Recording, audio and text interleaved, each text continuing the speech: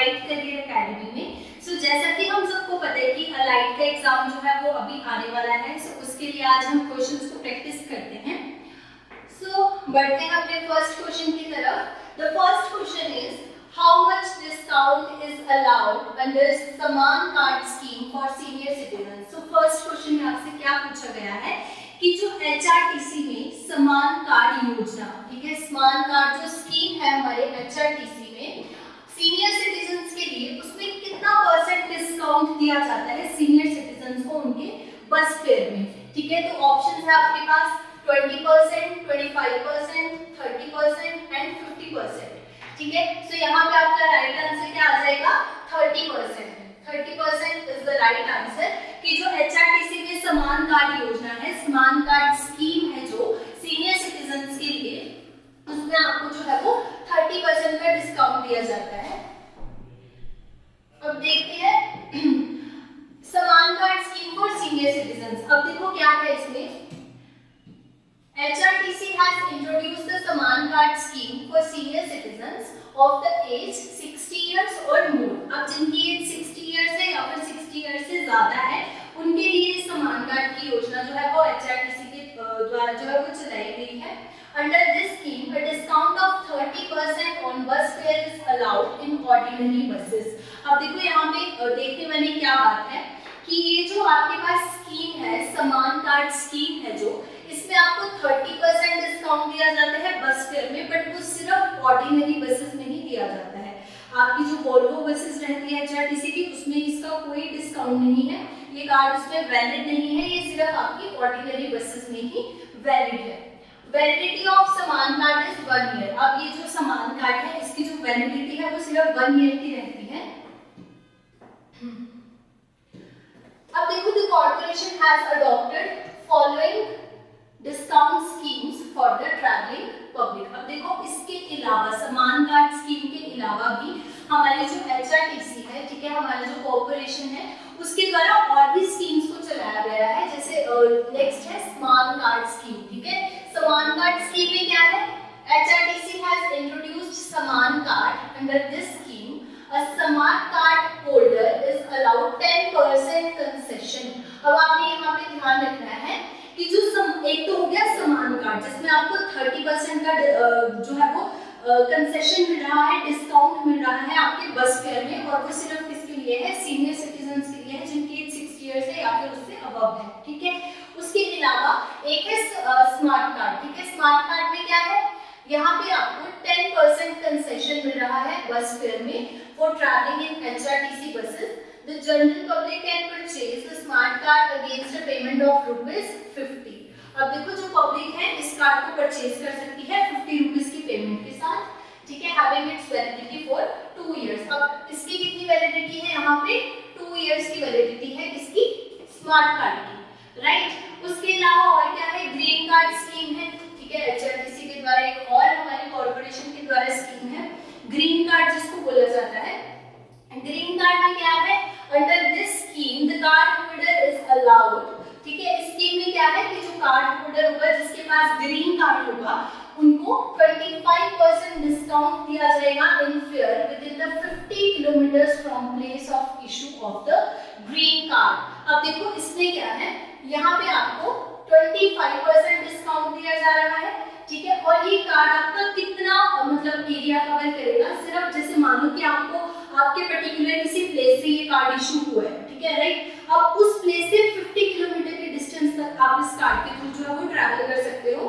मतलब आपको उतने एरिया में ही सिर्फ 20% का डिस्काउंट मिलेगा, वहां तक ही इसकी वैलिडेशन रहेगी। ठीक है, the green card can be purchased against a payment of 50 rupees. ये भी कार्ड जो है ये 50 रुपीज की पेमेंट के साथ परचेज किया जा सकता है, having its validity for 2 years. इसकी भी जो वैलिडिटी है वो कितनी है? 2 इयर्स की वैलिडिटी रहती है आपकी ग्रीन कार्ड की। नेक्स्ट आपका सेकंड क्वेश्चन है, in the target for production of commercial crops in 2024 and 2025 in Himachal Pradesh is. अब देखो क्या टारगेट रखा गया है 2024 से 2025 तक किसका? प्रोडक्शन ऑफ कमर्शियल क्रॉप्स का। ठीक है, क्या टारगेट फिक्स किया गया है? ऑप्शन है आपके पास 2099,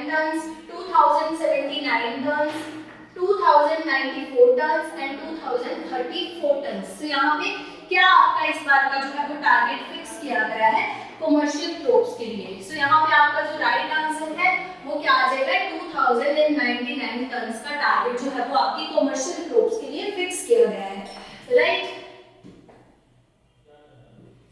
नेक्स्ट देखो क्या है कॉमर्शियल क्रॉप। अब सबसे पहले देखो हमें ये बताना चाहिए कि कॉमर्शियल क्रॉप्स क्या होती है, ठीक है। एक नॉर्मल क्रॉप्स होंगी, एक कॉमर्शियल क्रॉप्स होती हैं, जिनको हम क्यों कॉमर्शियल बोल रहे हैं। Commercial crop refers to an agricultural product that is grown primarily for sale and not for personal consumption. Commercial crop क्या होती है, जिसको हम पर्सनल कंजम्पशन के लिए नहीं ग्रो कर रहे हैं, जिसको हम सेल के लिए ग्रो कर रहे हैं, ठीक है, जो कि हमें कॉमर्शियली बेनिफिट देगी, ठीक है। Major commercial crops of India are, India की मेजर कमर्शियल क्रॉप्स कौन-कौन सी हैं अगर उनकी हम बात करें तो यहाँ पे आता है coffee, cotton, jute, mustard, soybean, wheat, मेज एंड शुगर केन, ठीक है। ये इंडिया की मेजर कमर्शियल क्रॉप्स हैं। उसके अलावा the most important commercial crop of India, अब देखो हमें ये भी पता होना चाहिए कि इंडिया की जो मोस्ट इंपॉर्टेंट कमर्शियल क्रॉप है वो कौन सी है, तो वो है शुगर केन। इस टाइप का क्वेश्चन भी आपको एग्जाम में डायरेक्टली पूछा जा सकता है कि इंडिया की जो मेजर कमर्शियल क्रॉप है वो कौन सी है।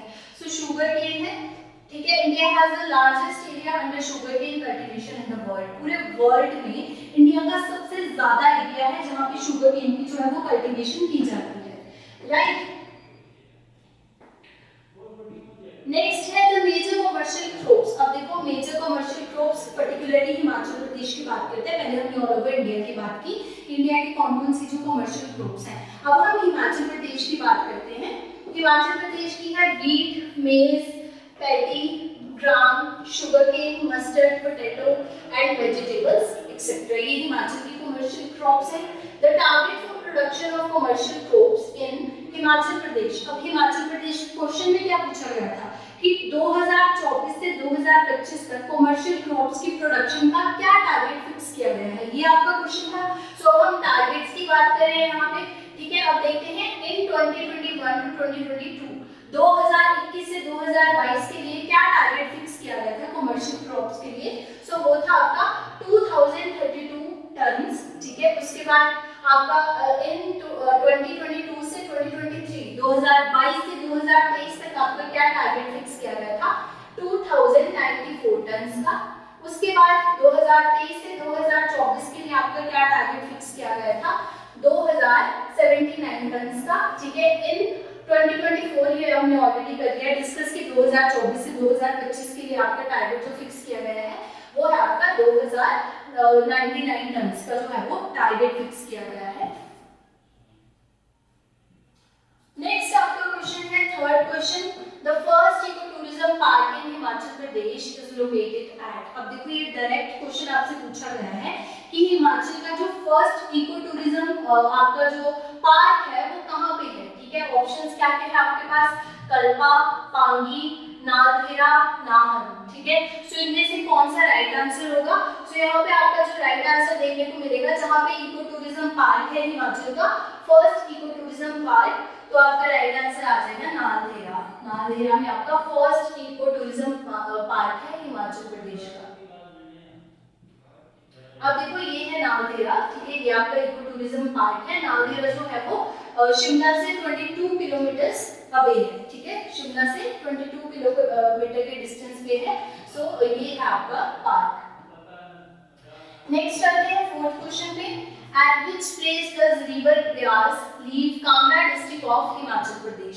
अब देखो यहाँ पे आपको क्या पूछा गया है कि किस जगह पे जो है ब्यास रिवर कांगड़ा डिस्ट्रिक्ट को लीव कर रही है, ठीक है। यहाँ पे आपको लीव, अब देखो यहाँ पे आपको किसी भी तरह का क्वेश्चन पूछा जा सकता है कि कांगड़ा डिस्ट्रिक्ट में किस प्लेस में वो एंटर कर रही है, कहाँ से वो लीव कर रही है कांगड़ा डिस्ट्रिक्ट, या किसी भी डिस्ट्रिक्ट के बारे में इस तरह का क्वेश्चन आपसे पूछा जा सकता है। तो यहाँ पे आपको क्या पूछा है, at which place does river Beas leave Kangra district of the Himachal Pradesh. क्या क्या ऑप्शन है आपके पास, संधोल, मीरथल, हरिकापत्तन एंड बचोरा, ठीक है। सो यहाँ पे आपका राइट आंसर क्या आ जाएगा, मीरथल, ठीक है। मीरथल जो जगह है, मीरथल जगह पे आपके जो ब्यास नदी है वो कांगड़ा डिस्ट्रिक्ट को लीव कर देती है, राइट। अब ब्यास रिवर की अगर हम बात कर रहे हैं तो थोड़ी और इंफॉर्मेशन देखते हैं। Beas river originates at the Rohtang pass. ये हमें पता है कि जो ब्यास रिवर है वो कहाँ से उसका ओरिजिन कहाँ से होता है, रोहतांग पास से होता है। Beas is the tributary of the Indus river. अब हमें पता है कि जो ब्यास रिवर है वो किसकी ट्रिब्यूटरी है, वो इंडस रिवर की ट्रिब्यूटरी है। उसके बाद अगर हम एंशिएंट नेम की बात करते हैं, ब्यास रिवर के एंशिएंट नेम की अगर हम बात करते हैं तो क्या है, विपाश। ठीक है, विपाशा है कंप्लीट नेम। ठीक है, क्या है, विपाशा। ये आपका ब्यास रिवर का एंशिएंट नेम है, राइट। अब इसी तरह और भी क्या क्या हमारे जो रिवर्स हैं उनके क्या क्या जो है वो वैदिक नेम है। सो इंडस जो रिवर है उसका वैदिक नेम है सिंधु, जो झेलम है उसका वैदिक नेम है वितास्ता, और जो चेनाब है उसका वैदिक नेम क्या है, अस्किनी। रावी का वैदिक नाम क्या है, पुरुषनी, एंड सतलुज का वैदिक नाम क्या है, शतुद्री। ठीक है, ये जो वैदिक नेम्स हैं रिवर्स के ये बहुत इंपॉर्टेंट है, ऐसे क्वेश्चंस एग्जाम में डायरेक्टली पूछे जाते हैं।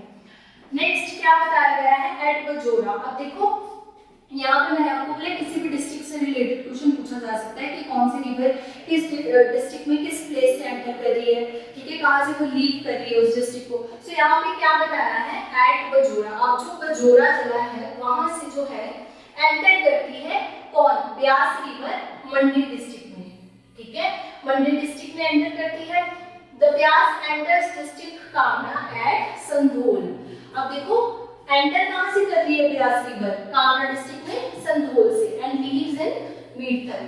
ठीक है, अब यहाँ पे खुद ध्यान रखना है कि कहां से एंटर की, संधोल से कामना डिस्ट्रिक्ट में एंटर कर रही है ब्यास रिवर, और लीव कहां से कर रही है, मीठल से। ठीक है,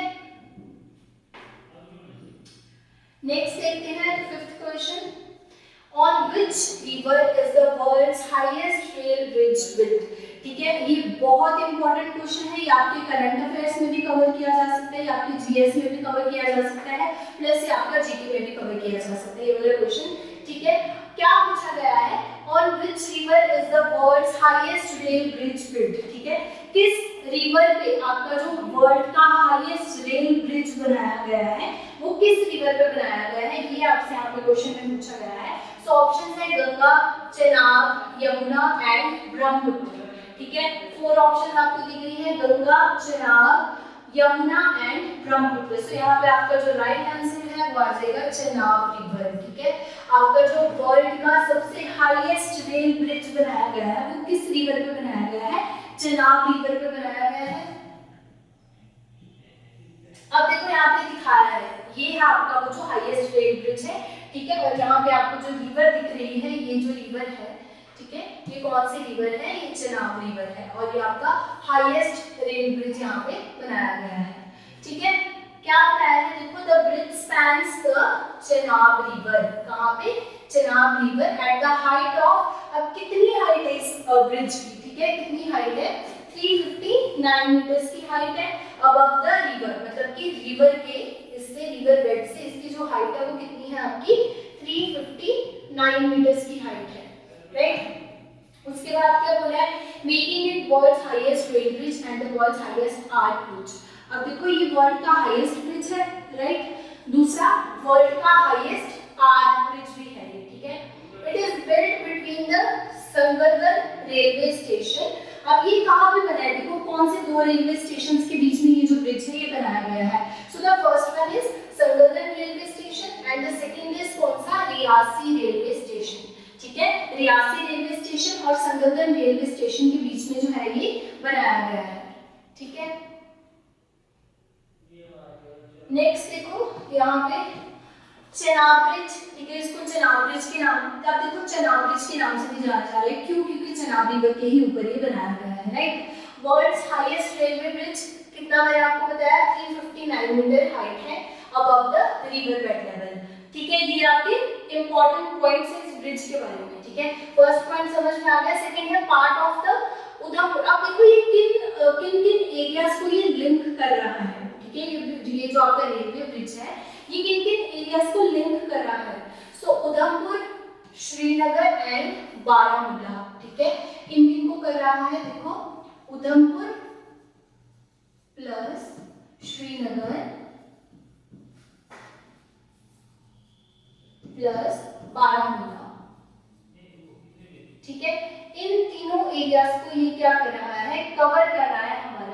रेलवे ब्रिज, ठीक है।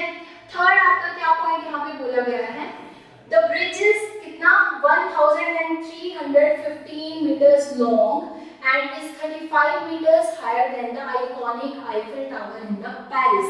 अब यहाँ पे किस चीज के साथ इसको कंपेयर किया गया है, ठीक है, उससे भी ये हाइट में है। देखो कितना लॉन्ग बताया गया है, 1315 मीटर्स जो है ये लॉन्ग बताया गया है, राइट। और ये 35 मीटर आईफिल टावर से, जो आईफिल टावर है उससे भी ये 35 मीटर्स ज्यादा हाइट है इसकी, ठीक है। Length of the arch span है, अब इसका जो आर्च स्पैन है, आर्च बनाई गई है ना यहाँ पे, इसका जो स्ट्रक्चर है, आर्किटेक्चर जो इसका स्ट्रक्चर बनाया गया है रेलवे ब्रिज का, वो कैसा है, आर्च शेप में है, ठीक है।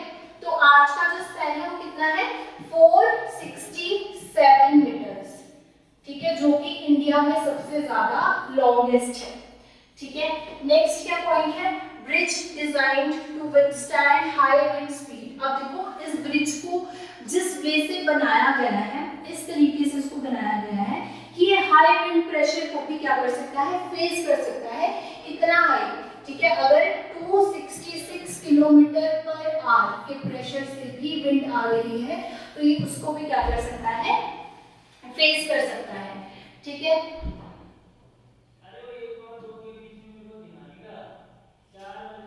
अब देखो नेक्स्ट यहाँ पे प्रॉपर डायमेंशंस दिखाई गई हैं, ठीक है।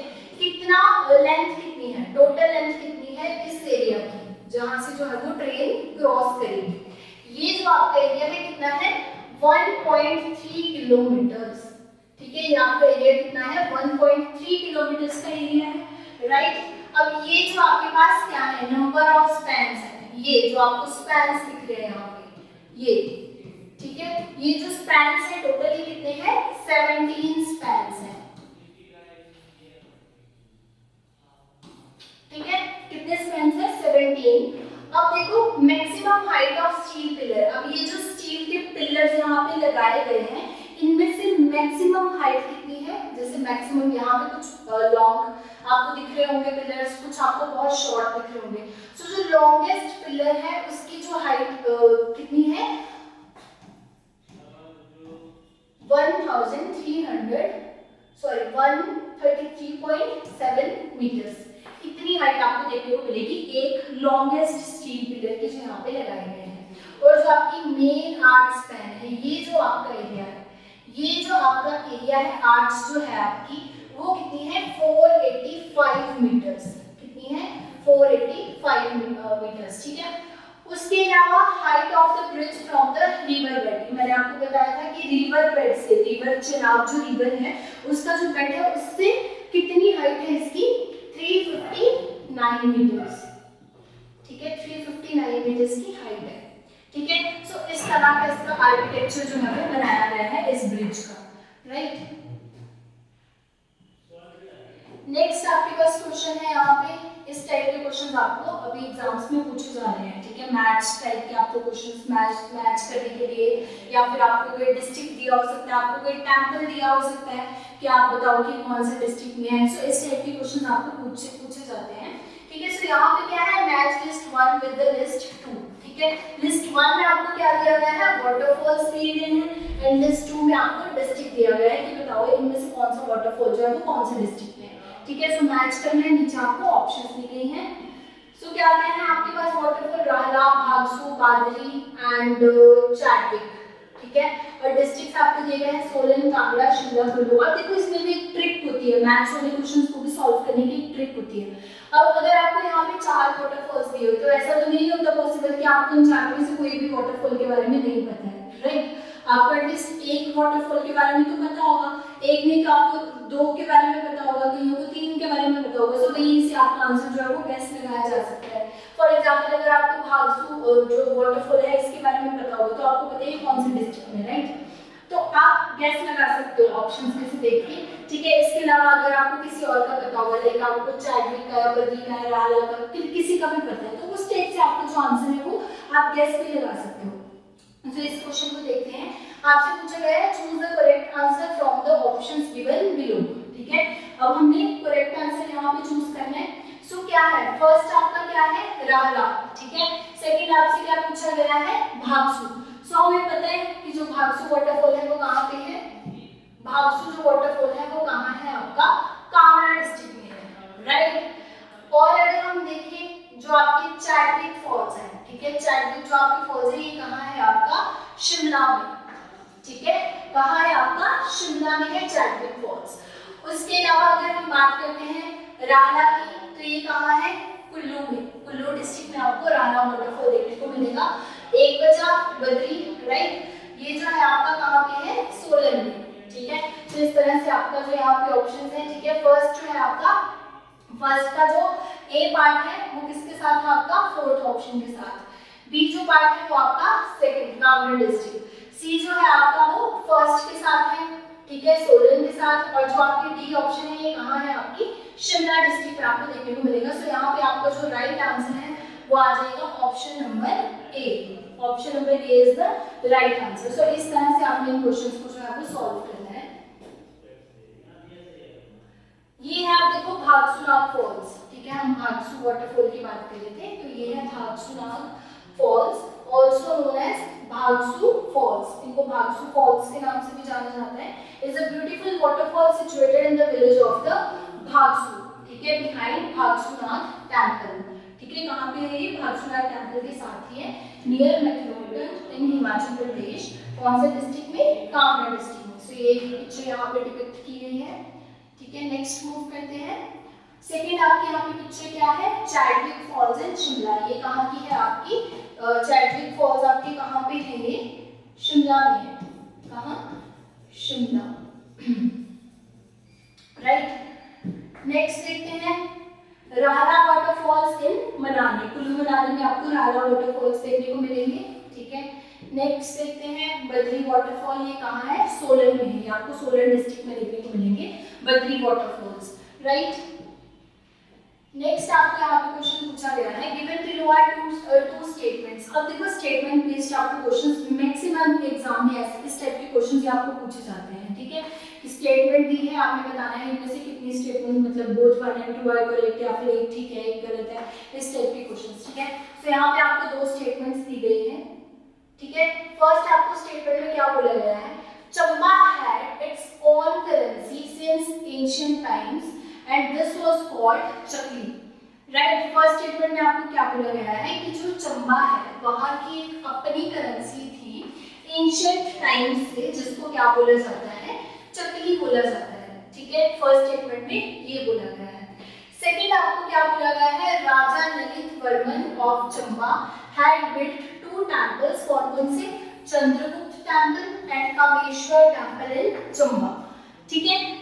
फर्स्ट स्टेटमेंट में क्या बोला है कि चंबा की एक अपनी करेंसी थी जिसको चकली बोला जाता था, ओके। सेकंड स्टेटमेंट में क्या बोला गया है कि जो राजा ललित वर्मा थे चंबा के, उन्होंने 2 टेंपल्स बनाए थे, चंद्रगुप्त एंड कामेश्वर टेंपल, कहाँ पे चंबा में, ठीक है। ये 2 स्टेटमेंट्स है।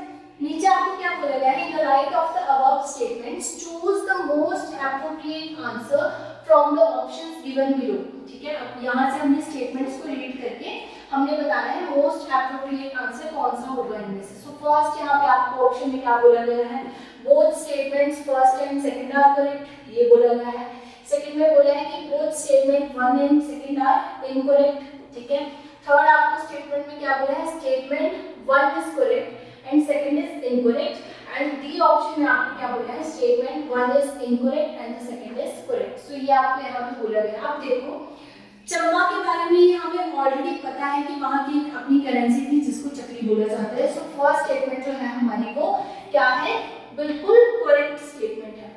सेकंड जो स्टेटमेंट है about Chandragupta temple and Kameshwar temple की वो राजा ललित वर्मा ने बनाई थी, ठीक है, ये आपको सेकंड स्टेटमेंट। सो ये जो आपकी स्टेटमेंट है ये बिल्कुल रॉन्ग स्टेटमेंट है यहाँ पे, ठीक है। सो हमारा राइट आंसर क्या आ जाएगा, statement 1 is correct and second is incorrect. तो यहाँ पे आपका जो सी आंसर है, ठीक है, जो आपका यहाँ पे सी ऑप्शन है ये आपकी करेक्ट ऑप्शन है यहाँ पे, ठीक है। अब देखते हैं किस वे से। देखो राजा साहिल वर्मन, अब ये देखो इसमें क्या बताया गया है, Raja Sahil Varman god Lakshmi Narayan Chandrashekhar Sahu Chandragupta and Kameshwar temple, ठीक है। किसने बनाए हैं ये टेंपल्स, पहले देखो आपको क्या बोला गया था वहां पे, किसने बनाए हैं? ललित वर्मा ने। ये बोला गया था कि राजा ललित वर्मा ने ये जो दोनों टेम्पल्स है चंद्रगुप्त एंड कामेश्वर टेम्पल, ये उन्होंने बनाए हैं। बट राइट क्या है यहाँ पे? राजा साहिल वर्मा ने बनाए थे ये दोनों टेम्पल्स। ठीक है, उन्होंने और कौन से, राजा साहिल वर्मा ने कौन कौन से टेम्पल बनाए थे? लक्ष्मी नारायण, चंद्रशेखर, चंद्रगुप्त एंड कामेश्वर टेम्पल, इनको कंस्ट्रक्ट किया था। ठीक है, सो इस वे से आपने याद रखने हैं by name. The copper coin was called चकली। अब वही चंबा की जो करेंसी थी एंशिएंट टाइम से, जिसको चकली बोला जाता था, सो वो थी यहाँ पे। अब देखो 5 जो चकली थी, ठीक है, 5 चकली मिलके एक आना बनाती थी। ठीक है, क्या बोला गया है यहाँ पे? The copper coin. एक तो आपने याद रखना है कि जो चकली थी, ठीक है, चकली थी जो चंबा की एंशिएंट करेंसी, वो किससे बनी हुई थी? कॉपर कॉइन था। क्या था? Copper coin, right. दूसरा क्या बताया गया है कि 5 चकली मिलके, 5 चकली कॉइन्स जो थे उनको मिलके क्या बनता था? एक आना। ठीक है, एक आना बनाती है 5 चकली। सो ये है, इस टाइप की आपको देखने को मिलेंगी चकली। जो चंबा की करेंसी थी वो ऐसी दिखती थी, कॉपर के कॉइन्स थे, ठीक है, और इनको 5 चकलियों को मिला के एक आना बनता था, राइट। सो ये थे कुछ इंपॉर्टेंट क्वेश्चंस। ठीक है, इस टाइप के क्वेश्चंस आपको अलाइड के एग्जाम में पूछे जा सकते हैं। So all the very best for your exam. ऐसे हम और भी क्वेश्चंस को आगे डिस्कस करेंगे। So all the best for your exam.